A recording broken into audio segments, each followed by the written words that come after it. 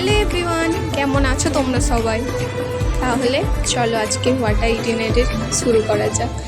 সকালে খেয়েছিলাম আমি এই আদা দিয়ে লাল চা আর 4টে বিস্কুট।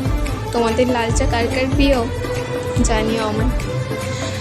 আর দুপুরে খেয়েছিলাম এই লাল লাল ঝাল ঝাল চিকেন কষা, তার সাথে গরম গরম ভাত, আমাদের বাঙালির যেটা না হলে চলে না।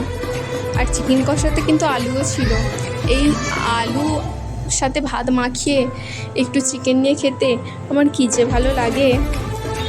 আর ভাত খাওয়ার পরে বিকালের দিকে এই নাশপাতিটা খেয়েছিলাম। অনেক দিন পর খেলাম এই নাশপাতি, ভালো লাগছিল খেতে, খুব মিষ্টিও ছিল। অনেক দিন পর খাচ্ছিলাম তো যেন আরও বেশি ভালো লাগছিল। আর সন্ধেবেলা বেরিয়েছিলাম একটু বাজারে, কি খাবো বুঝতে পারছিলাম না। খেলাম এখানের ফেমাস এই বাদাম শেকটা, ঠান্ডা ঠান্ডা খুব ভালো লাগলো গরমের মধ্যে।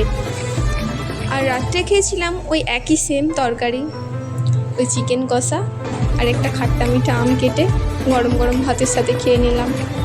Thanks for watching. আজকের ভিডিও কেমন লাগলো জানি।